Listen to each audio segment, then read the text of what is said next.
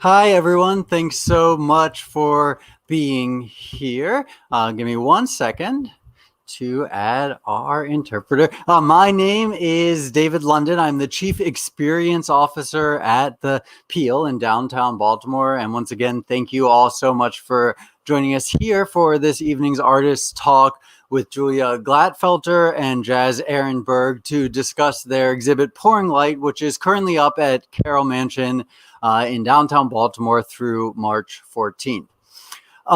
The Peel is based in the oldest museum building in America, and we are currently undergoing renovation to be restored and relaunched as a home for Baltimore stories. And so during this transitional time, we've taken up temporary residence at Carroll Mansion, where this exhibit is currently installed, and we couldn't be more pleased to have another beautiful historic house with which to present such incredible work such as what you will be hearing about today.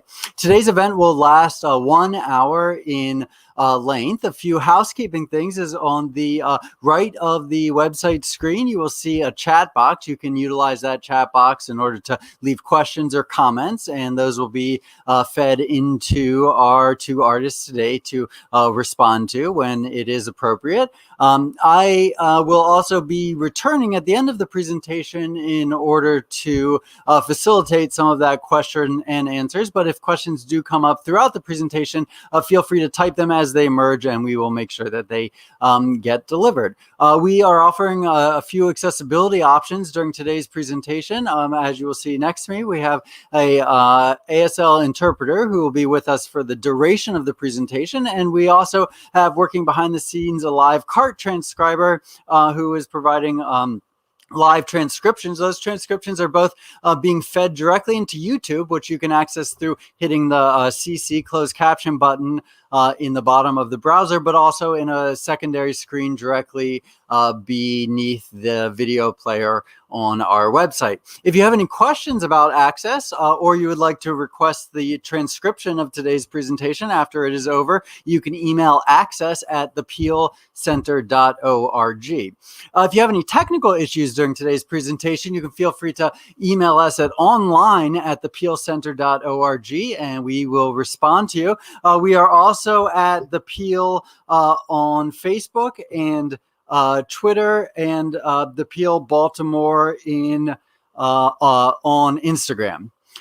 We would like to begin this event by acknowledging with humility that the lands where the Peel in Baltimore is situated today are the traditional and ancestral lands of the Piscataway, Lenape, and Susquehannock indigenous peoples.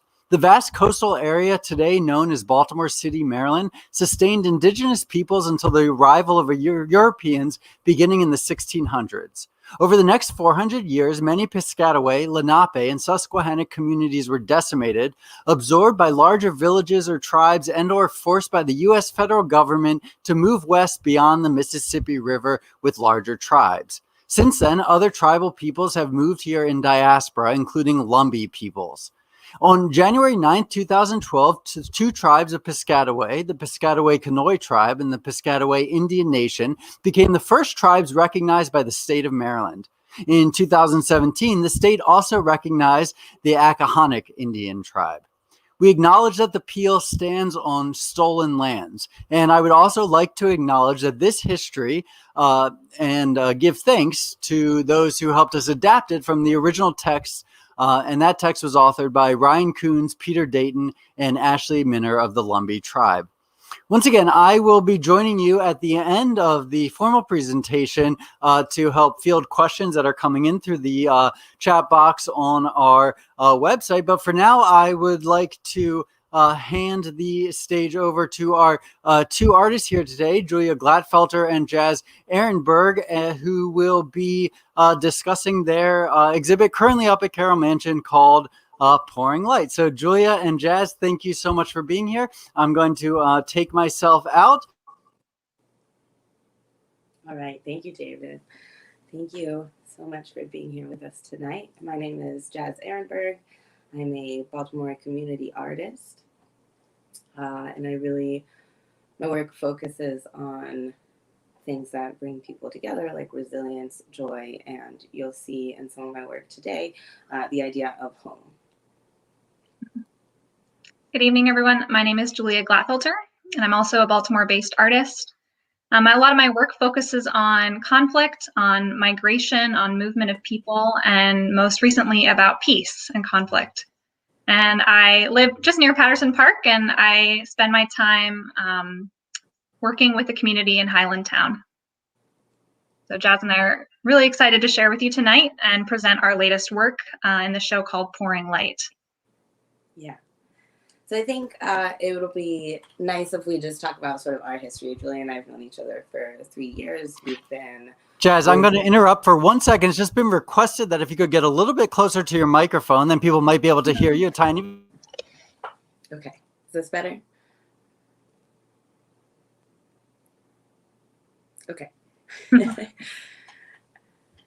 So Julia and I have known each other for 3 years. When Julia first moved to Baltimore, she ended up living on the same block as me. And we immediately connected as educators in the city and as community artists. And I think our work really intersects when we talk about collecting perspectives. So you'll see that in a lot of our work tonight.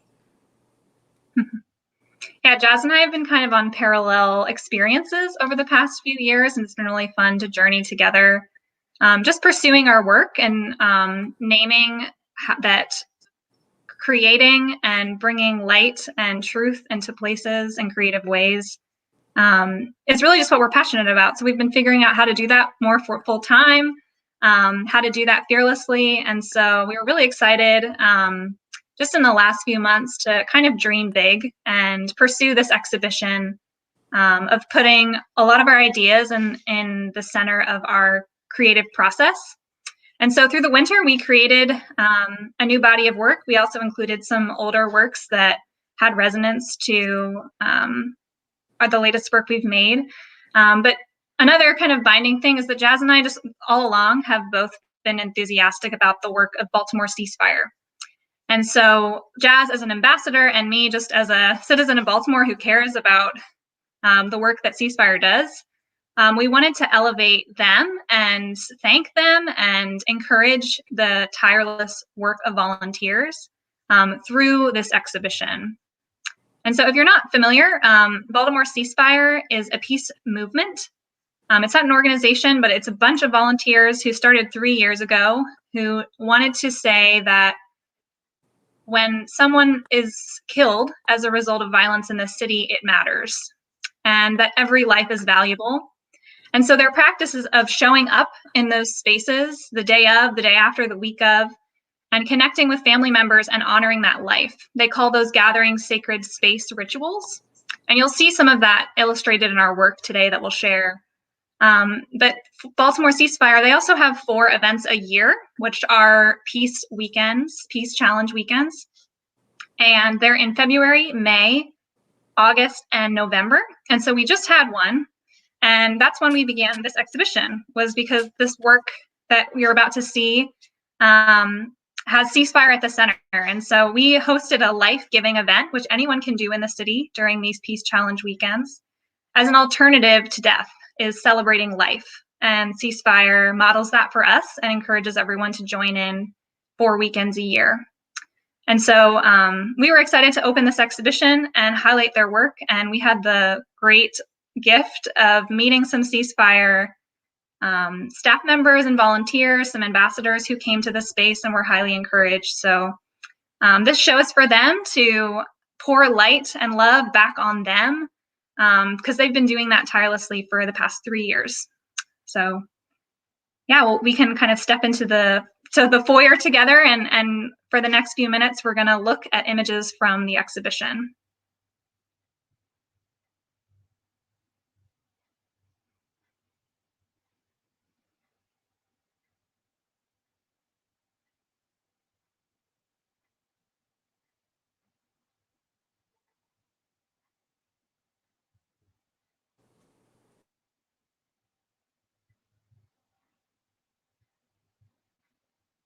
So this first piece that you see, The Greatest City in America, is one of mine. And it's a large image of a bunch of photo transfers. And it's kind of the opening of the exhibition because we present viewers with a lot of different perspectives in this show. We often have a choice of seeing things negatively, positively, of encouraging, of discouraging, of bringing light, bringing death. That's all what Ceasefire is about. And so this is a conglomeration of images I've collected over my time in Baltimore, because this image of this bench is so important to us all. And I think it means different things to everybody. But I think that each of these benches in the city is almost like a performance art. Every time I see one, there's different people sitting on them. There's trash on them. Some are decaying, some are brand new, some need a paint job. And it's just always so fascinating to me to see this symbol repeated throughout our city. And for this phrase, to pull out different reactions and experiences that we all have. And so this is the opening piece for viewers of Pouring Light. And it just echoes what you'll see in the rest of the show about Baltimore, about perspective, about our choices of how we view this city we call home. So just after stepping into the foyer, there's a gallery space to the left. And these are the works that you would see in that space.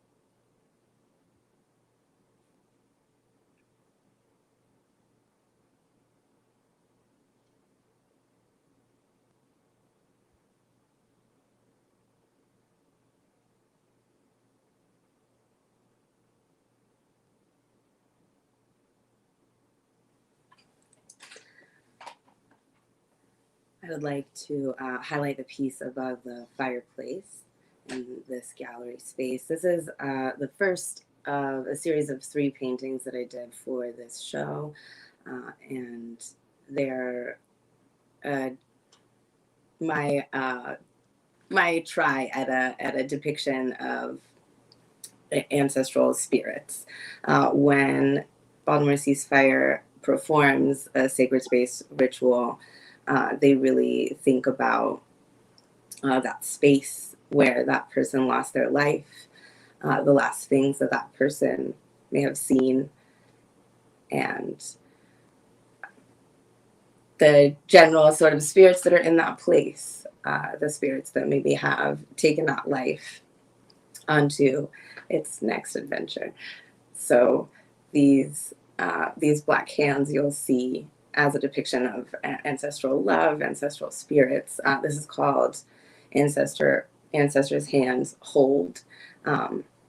And the texture that you see on this piece is made from pieces of paper that were ripped from an urban land use planning book written in 1965. So I use these pieces to really talk about the overarching issues about why we have such violence in Baltimore City. And this piece specifically talks about the segregation in our city.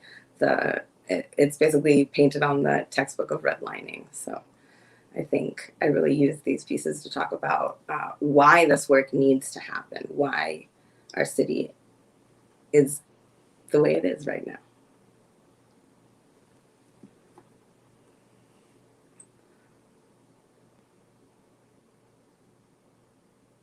So this is the second floor.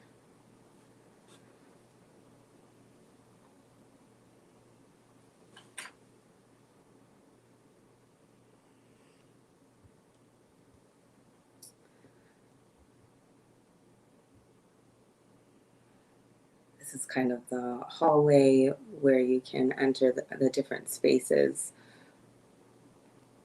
This is the piece that greets you as you walk up the stairs.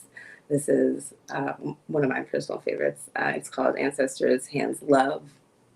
So again, it's that same sort of idea about ancestral beings sort of chaperoning lives that have been lost.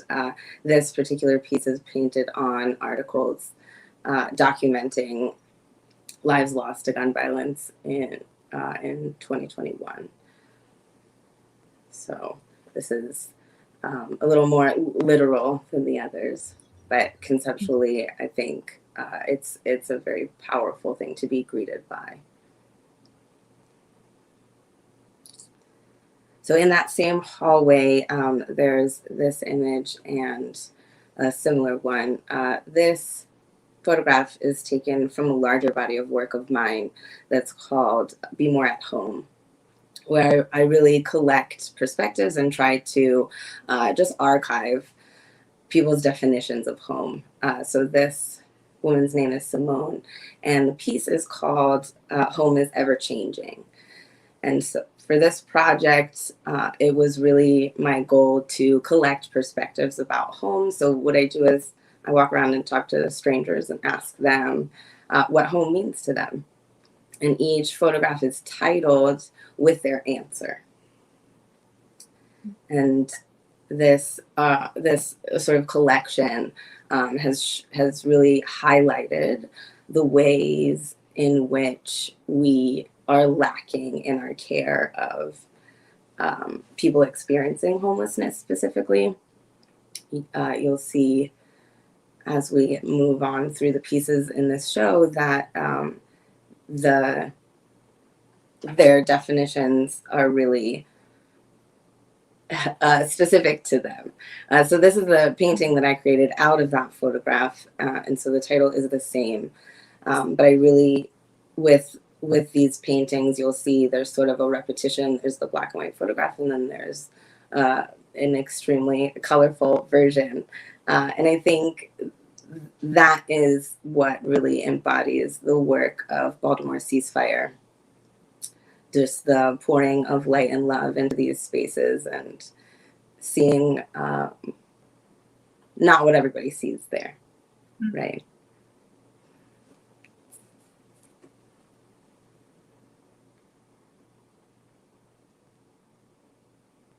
So after approaching the large ancestor hands, then you would take a right and you would be in this new gallery space to the right with this awesome wallpaper. And so what you're seeing is an interplay of some mixed media drawings of mine and photographs, black and white photographs of Jazz's.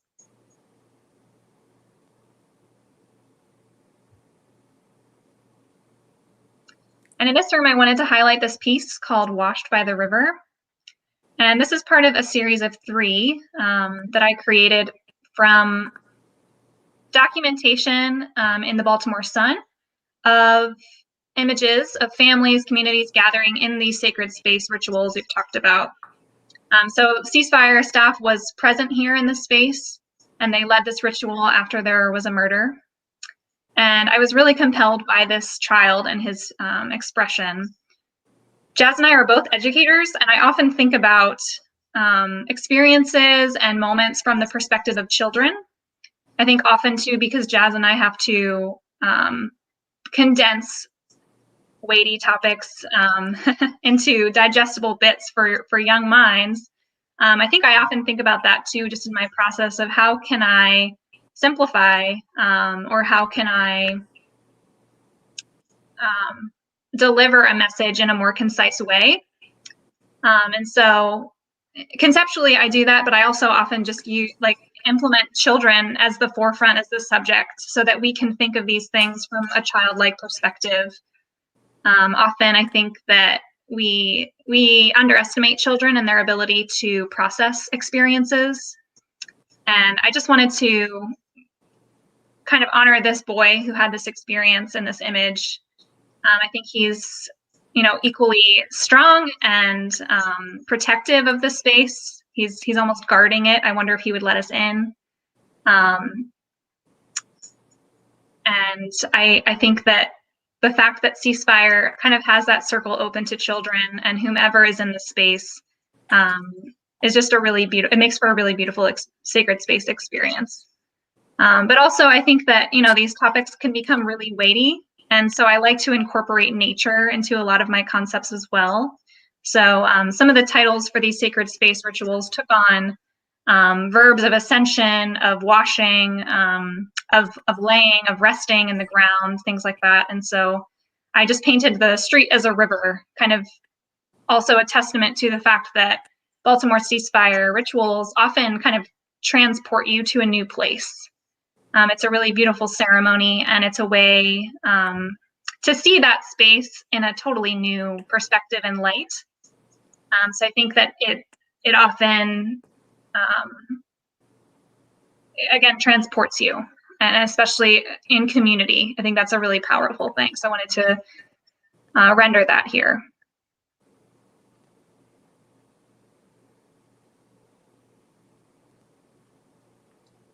In the room just to the side, we call this the red room. This is a pan of that space, which has a collection of a few colorful images, and then the centering installation, which is on the floor, which we'll share about.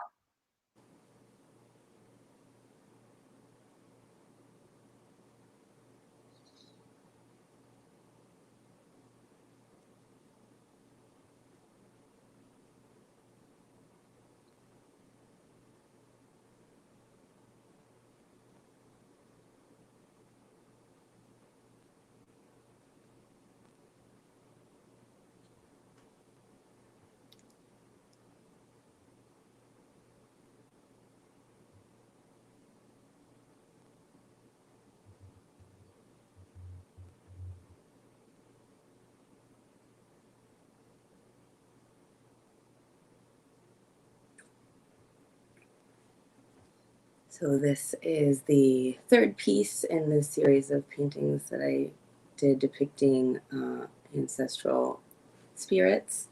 This one is called Ancestors' Hands Reach, and it's painted on the pages of a 1970s military survival guide. This one really connected with me specifically because just the general idea of survival and what it would mean to maybe the most likely men or people who wrote this book and used it. It was really a lot about surviving in the wilderness, right? And it's not necessarily the context we think about survival in the city, in urban situations, but also as people of color. So as a Afro-Latina Jewish woman, survival means very different things to each set of my ancestors. So this piece really kind of brought that to the forefront, especially just generally with our theme of creating peace.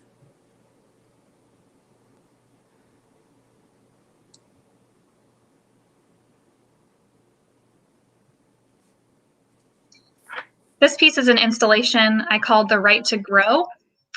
And I think when we're talking about ceasefire and talking about honoring lives lost that they've honored, it needed to be tactile for me. It needed to be physical. And so I brought dirt into the space and planted some plants and brought some life into it. But I also lit a candle for each person that Baltimore Ceasefire has honored in 2021. So there have been, prior to the Baltimore Ceasefire Challenge weekend, the first weekend of February, 31 lives had been lost due to violence. And we had to light a new candle on Sunday, the 7th, at the end of the exhibition. And I think this just speaks to the work that Ceasefire challenges us to do, is to not be numb. The numbers got so high in the past few years. The challenge is to not be numb, to vibrate higher, as they say, and to light a candle for each person and take time to read their name, to read the date, I think just causes us to slow down and to take a few seconds for each person. And so this is an evolving installation. As we anticipate more lives being honored, we'll continue lighting candles in this space. But to physically walk around what feels like that plot of ground and take time with each of those names, I think is something we should all be doing for our neighbors, in the city, each year, each month. But this installation is a small testament to that experience.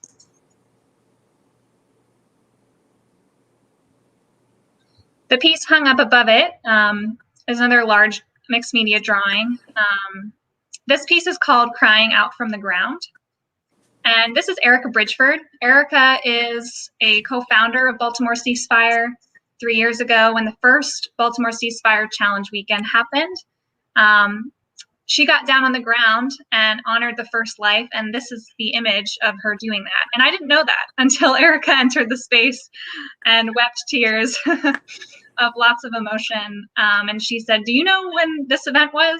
This is the first time I got on the ground, the first sacred space," which I was, overjoyed by. There's so many intuitive decisions we make as artists that we don't often know the impact they'll have or know the history there. We just kind of do as we're led to, do as we're compelled to in the process. But that was a really encouraging surprise for me.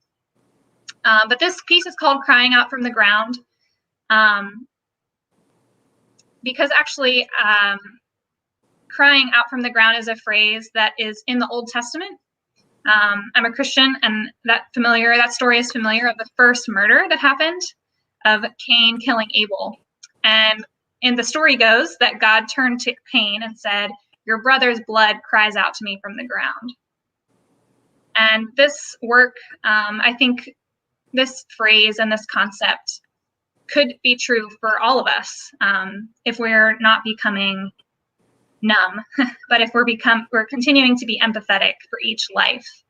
And we're conscious and aware of each other's needs on our block, in a pandemic, in hard times and hardship, that we can love and share with one another and not ignore each other.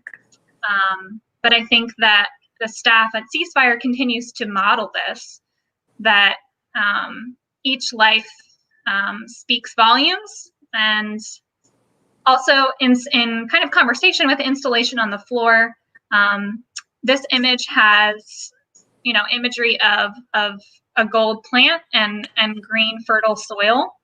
And I think that a lot about our potential just as people to grow. And no matter what point our life is cut off, we are all worth being celebrated. We're all worthy. We are all worthy to have had the life we had. And so no matter what point that process is cut off, Ceasefire is showing up and saying they matter. And no matter what we've accomplished or, no matter how short that time was, I think that potential is worth being honored and celebrated. So it's incorporating a lot of those elements. I think that this piece kind of brings together many of the concepts shown individually in each piece of mine in this show. But I was really excited to make this piece and specifically to honor the work Erica has done in the past 3 years. When she came into this space, she said that this show kind of gave her new energy. It recharged their batteries, which is more than what Jazz or I could have asked for. But that was certainly the hope with this piece. So I'm glad to share that happened.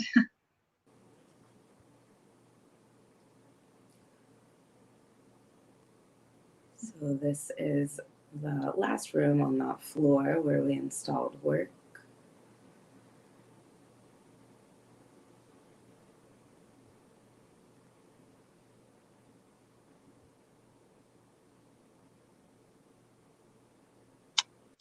This is my last piece in the exhibition. It's called The Choice, and it's pretty large. It's similar in size to the one of Erica, but vertical. And this just comes back to the concept that, on micro and macro levels, that there's a choice in the things that we do. Unfortunately, for many, that choice is taken away. But I think that we kind of have a pathway. We have a path of choosing how we view the city, positive or negative, light or dark. I think we have a chance to wake up every day and make a choice of how we live this life. to be additive or negative to the people around us. And so, you know, on a personal level, on a societal level, I think just this choice is constantly confronting us. And we get to, day in and day out, make a decision. And I just wanted to share this idea. And on the left, you know, just even though there's no growth and things aren't colorful, this idea that things are kind of cut up and rearranged, it's still beautiful and it's enticing and it's tempting. But the path on the right, in color and full bloom, it's just so clear. And so I kind of have that hope for our city, that we make this choice together to continue to pour light and love on each other, on ourselves, on the city.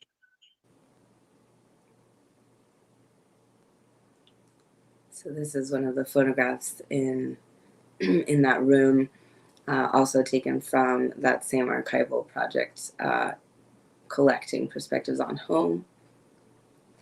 It's called Energetic Synchronization, Inside and Out. So this particular human was really interested in vibrations and talking about how when you're home, when you're comfortable, when you feel that you're loved unconditionally, the sort of vibrancy that's inside you also matches the vibrancy outside you. So this is the photograph image of it, and then there's a painting in that same space that really speaks to sort of all that light and love that can be home. And so the seeing them sort of in the same space, not necessarily side by side, but in the same space, really sort of drives home that notion of adding the light, choosing to see this, the color, the light, the joy, the resilience.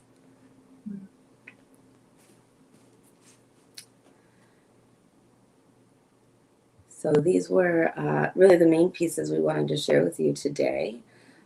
Our main purpose for the show, like Julia stated before, was kind of to give a sacred space to the people doing this piecework.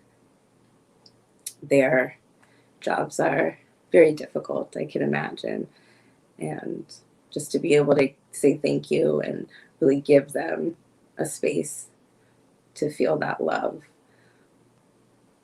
was what we thankfully managed to do. So all of the artwork is for sale, and 20% of the proceeds will be going to Baltimore Ceasefire.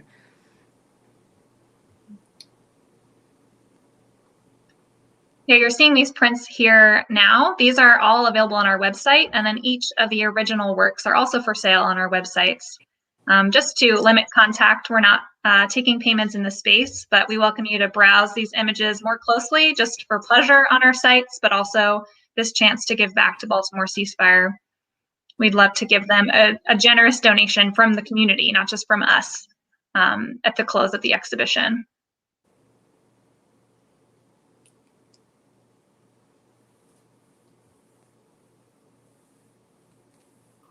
All right, thank you so much. That is the formal presentation, but we would now like to open this up for any questions or comments that anyone who's been watching here today has. Once again, you'll notice on the right of your screen there is a chat box. So if you have any questions, feel free to type questions into the box, and we'll answer them at the end of the tour. We do have one question coming in from Nancy asking if Julia and Jazz can talk about if people do pick up artwork, are they able to pick it up at Carroll Mansion? How is that sort of delivery process going to go? The ins and outs of the business side of this. So prints and of original work can be purchased through the website and will be shipped to you. The purchase of original work can be picked up. I don't think we really chose a date, but the show closes on March 14th. So I mean, yeah, March 14th. At the close of the exhibition. At the close of the show, yes. We want everyone to enjoy until then. Yeah, purchased original works can be picked up at the end of the show.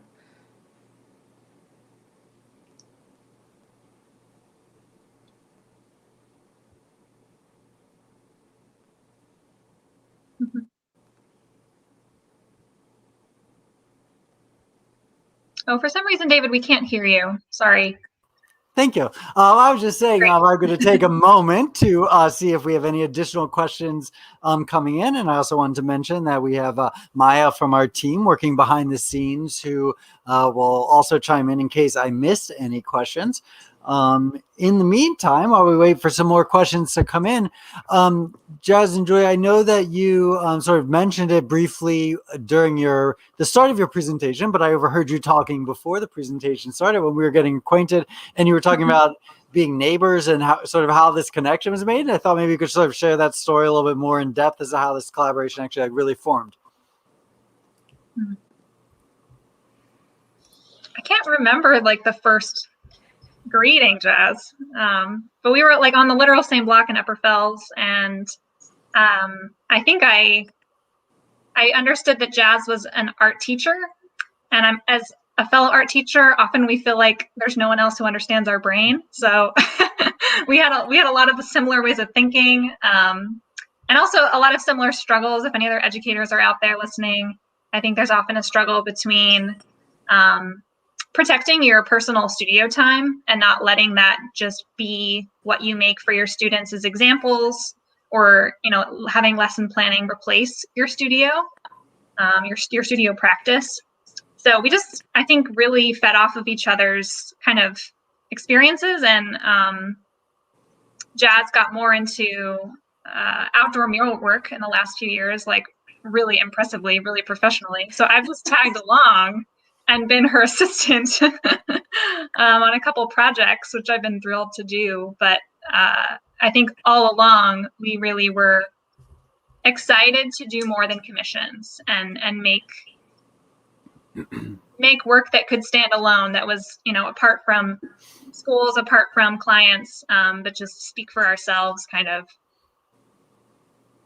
Yeah, I think also working in community, it poses a different challenge when it comes to showing art in an exhibit in this way. I think both of us it's really important to both of our personal practices that there is an educational aspect and a place to gather. I think specifically in this show to have our artwork just like talk about these things, start a discussion. And I think also we really connected on our practices. We both sort of have very formal practices. We do a lot of research and reading. So I think on that end, we also just connected because we have similar processes. Great. Thank you for sharing that. We did have a couple more questions come in the meantime. Robin just said, thank you so much for sharing this moving show. And she wanted to know if you could talk more about building a relationship with the folks at Ceasefire and how that process impacted what you created. I went through the formal process of becoming a Baltimore Ceasefire Ambassador, which is open to anyone. It's a couple, well, when I did it, it was like the first virtual time it was done. So it was a couple of different meetings, but usually it's done sort of on the same day in a chunk. And it's really just Erica sharing stories. It's a lot about sharing stories. I think once you have heard stories of people who've lost loved ones to gun violence, or if you're, close to that situation yourself, it really holds something different for you. Sorry, my dog's walking around. Yeah, and for me, I think I haven't had the chance to build relationships with Baltimore Ceasefire volunteers. That really just started recently. And I think that kind of speaks to when we're moved by something and passionate about something, we can keep it to ourselves, or we can, share in creative ways and really encourage them, because the staff was able to come and experience blasts from the past moments of seeing themselves 3 years ago in images that are familiar, and have that be encouraging. But like they didn't know me, and they didn't know how much I was impacted, and I could have kept that quiet. But I had the chance to share. So honestly, I've just been fangirling for the last 3 years, like going to events. And I mean, they've met me, but they meet everybody. So I don't have a personal relationship.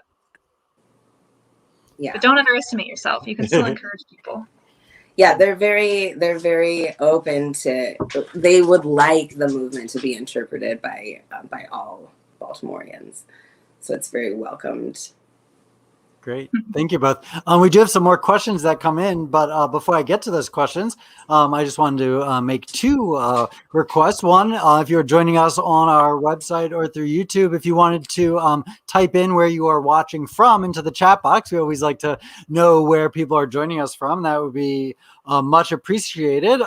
Also, just in general, if you have any comments or feedback or suggestions about your overall online experience with this program or any other online programs you've experienced with the Peel, we are always looking for feedback and always trying to create the best experience possible. So if you do have those thoughts, you can email me directly at cxo@thepeelcenter.org, or you can email the main Peel line at info@thepeelcenter.org. Or since you're on our website anyway, you can click on the contact button and send us a message through the information there.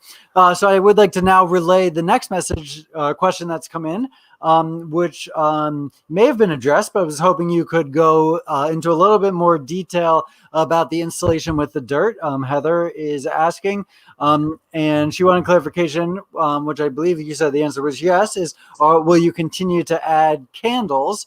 And the follow-up from that was hopefully there wouldn't need to be, because that would represent a greater loss of life for those people who don't live in Baltimore and may not read the newspaper every day. It might just be helpful to provide some context into how frequent these deaths are in the city, and not to make us think about the negative, but wondering how many candles you might be adding or have already added since the exhibition opened.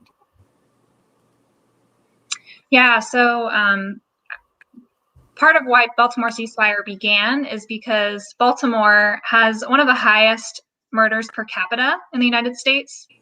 And we just kept breaking our own record for several years in a row, 2017, 2018.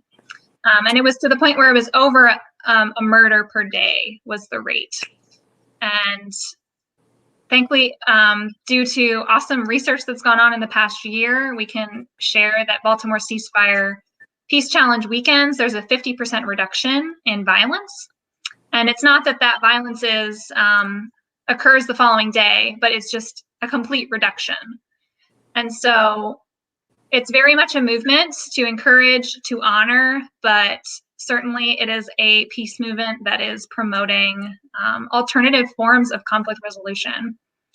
But yeah, our city is in dire need of more peace-affirming, life-giving initiatives. And there's many that Ceasefire collaborates with, but Ceasefire is one of the few that really honors every single life and keeps a record and shares that on their website, connects with families.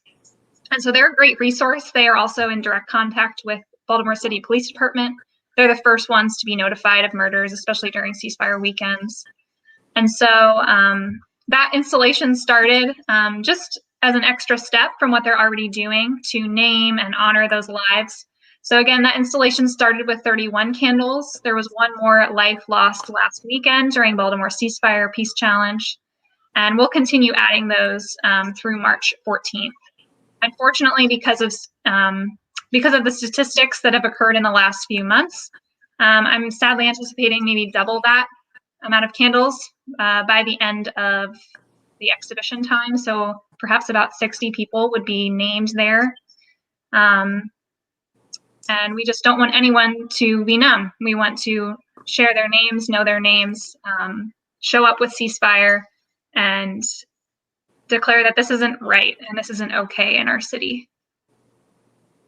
So thank you for those questions, especially for those not in Baltimore that might be, that needed more context.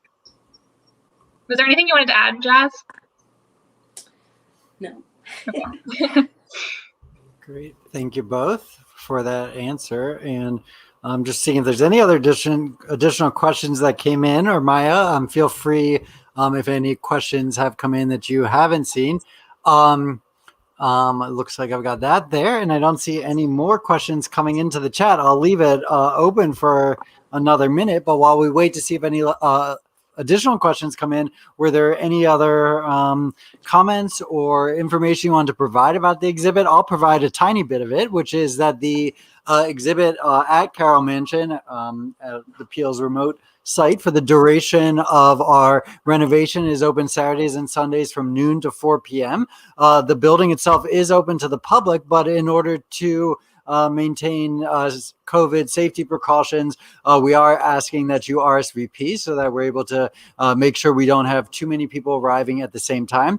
I believe we have 14 or 16 spots open during any hour-long period, assuming that people will be on different floors at a time and allowing groups of different sizes. If you are interested in RSVPing to see the exhibition in person, you can go to the Peel's website, www.thepeelcenter.org. You'll see a banner in the on the homepage that looks just like the banner I put up here. If you click on that, there's a link to RSVP to make sure that we are able to accommodate you safely at Carroll Mansion. We are also working on several options to further document the show and create a virtual experience of the exhibition so that it can be accessed by those who are not able to make it in person, as well as at a future date beyond March 14th, the close date. I'm going to give you all an opportunity if there's anything you want to add, and I do think that we might have had one or two more questions come in the meantime.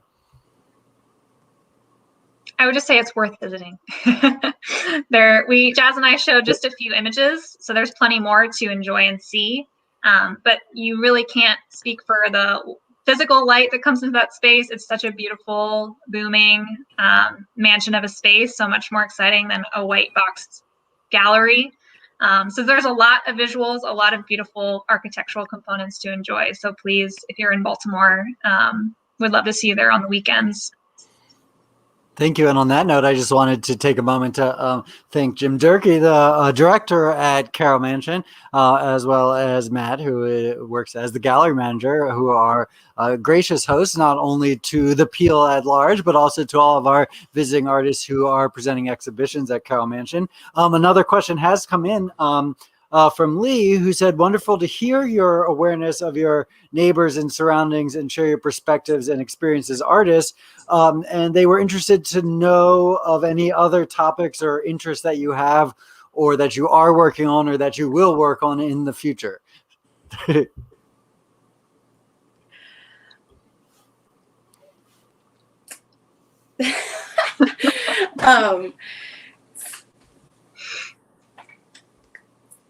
I don't know. For me, this was like the real big thing stepping into 2021. I am excited to be named one of the artists doing a mural on what is it? It's a caboose for the Piano Museum in May. But my studio has been pretty quiet since we put the show up, honestly. I know, right? It's quite fresh. Yeah. Next, I'll be working toward an exhibition at the Creative Alliance in April and May. I'm creating portraits of friends and family, images of when they were children, Jazz included, actually. I made it. Yeah, paired with quotations that are either positive or negative affirmations of things we heard growing up. So just another exhibition, kind of laying side by side different perspectives, different experiences that make us who we are. But a lot of my work has dealt with that. And really in the past year and a half, I've been more focused on migration and immigration, both kind of poetically, but also just in my own research and readings, specifically with Mexico and South America and immigration up north. I did a residency in Mexico City over a year ago now, and that really jump-started a lot of work. Just talking about border crossings, the reasons why people might leave, and the individual experiences. Some similar themes to thinking about what is home, like Jazz has done in the past.